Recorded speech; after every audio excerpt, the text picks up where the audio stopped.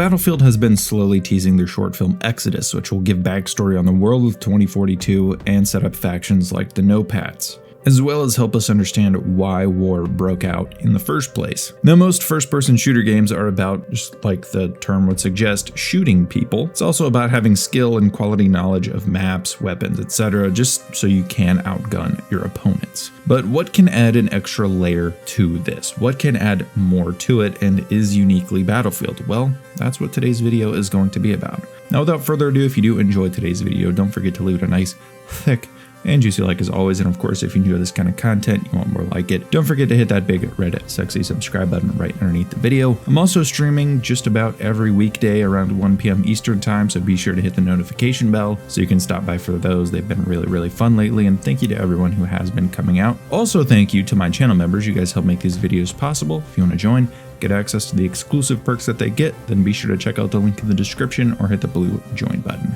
Anyway, let's begin.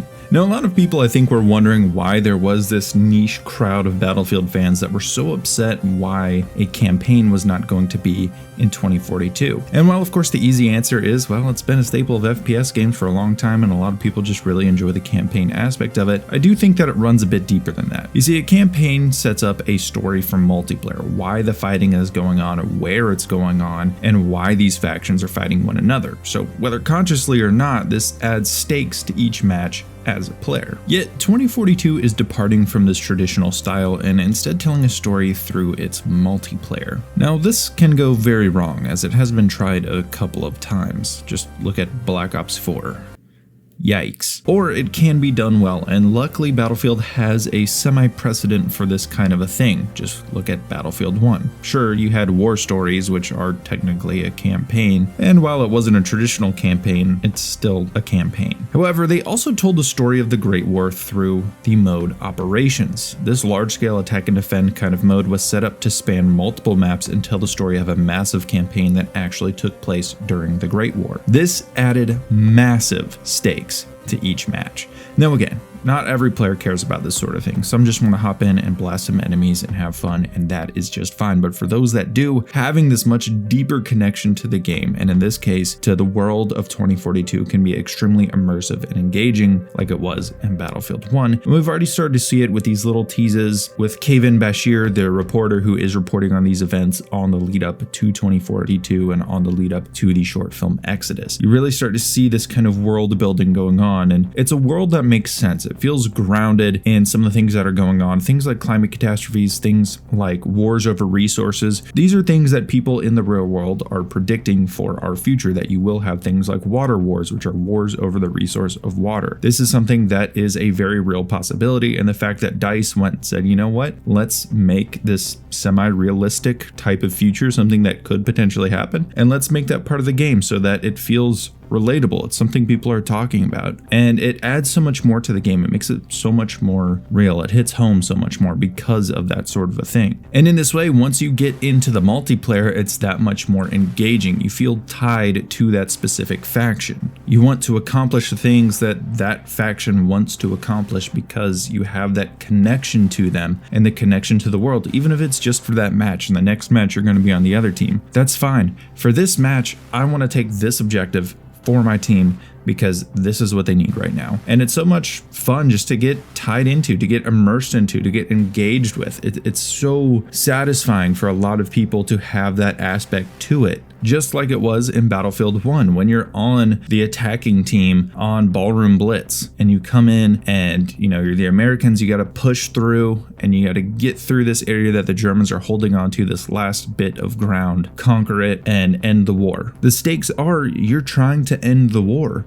This years-long suffering that has been going on. This is your opportunity to punch through and end it, end the suffering. And those kind of stakes get you invested in taking each objective. And that is very fun for a lot of people. This is also why the stories of these individual soldiers that we have in the game can be so important, because they add a boots on the ground feel to it. Compare operations cutscenes from BF1 to the white text on a black screen cutscenes from BF5.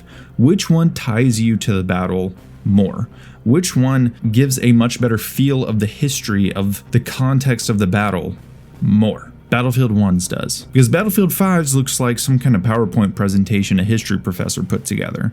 And it's like the most generic little PowerPoint presentation you've ever seen. The information isn't that deep. Whereas in BF1, you not only get the context of the battle, you get the context of the soldiers on the ground about to fight the battle. And you get this visual of the battle that's about to happen, the actual battlefield itself. That's why that one is so much more effective.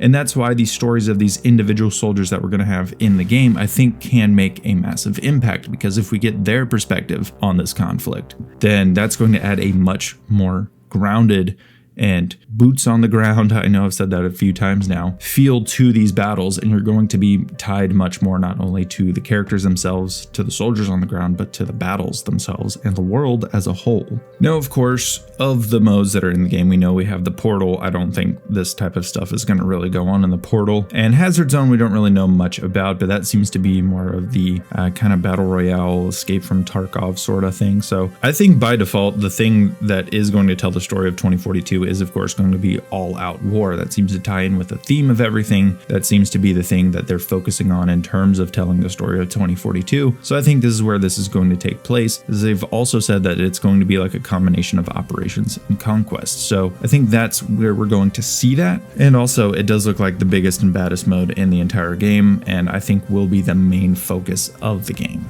Now, like I said earlier, not everyone who plays FPS games like Battlefield cares about this sort of thing, but for those that do, it is going to be a fantastic way to get engaged in the multiplayer without having a campaign. And that way we don't have to spend 5-ish hours running through a campaign on the side before we jump into the multiplayer, so maybe it's not such a bad thing. Anyway, let me know your thoughts on this down below. What do you think about the Exodus short film? Are you excited for it? Do you even care about the world of 2042, or do you just want to get in and take some people out?